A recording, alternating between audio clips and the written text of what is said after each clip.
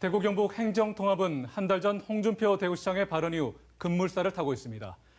그런데 홍 시장은 2년 전 대구시장 취임 당시 여러 문제점을 거론하며 행정통합에 매우 부정적인 모습을 보였습니다.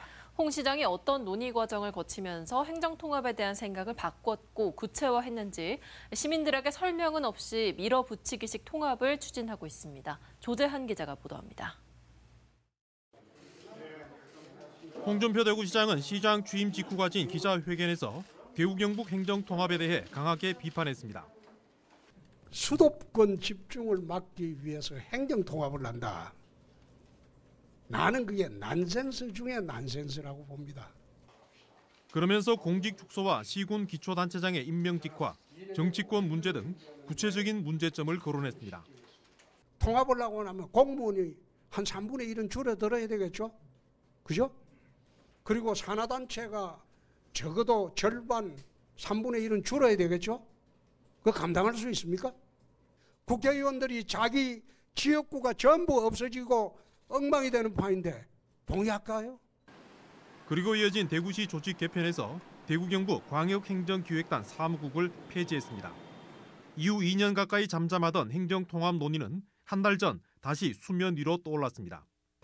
지난 4월 24일부터 29일 홍 시장은 대구 자매도시인 중국 스촨성 충주시를 방문했는데 이후 대구 경북 국회의원 당선인 모임에서 통합을 제안했습니다. 청두시 자체가 2,500만입니다. 대구의 10배입니다. 그래서 청두시에서 돌아오면서 우리도 대구 경북도 통합을 하는 게 맞겠다. 그런 생각을 했습니다. 다음 날 홍 시장은 SNS에 도를 없애고 광역시와 국가가 바로 연결되는 2단계 행정체계를 제시하며 오랫동안 생각해온 개편안이라고 밝혔습니다.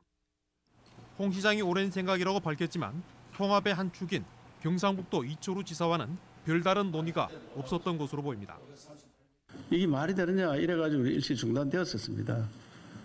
중단되었는데 여러 사람들이 이야기를 한 것 같고 중국에 다녀오시면서 저한테 연락 왔더라고요.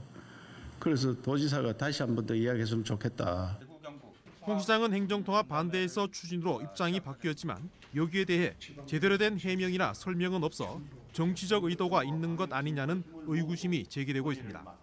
다음번에 대선을 준비하기 위한 이슈 던지기에 불과한 거 아닌가 이런 생각을 할 수밖에 없거든요. 그전에 했던 발언에 대한 사과 이런 것들이 좀 전제되어야 된다는 생각을 합니다. 대구 경북 행정통합은 지방 소멸의 시대 수도권 1극 체제에 맞서는 지역 상생 방안의 하나로 추진돼 왔습니다.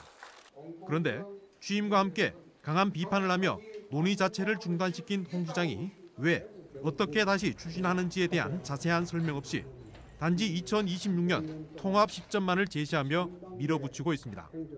MBC 뉴스 조재한입니다.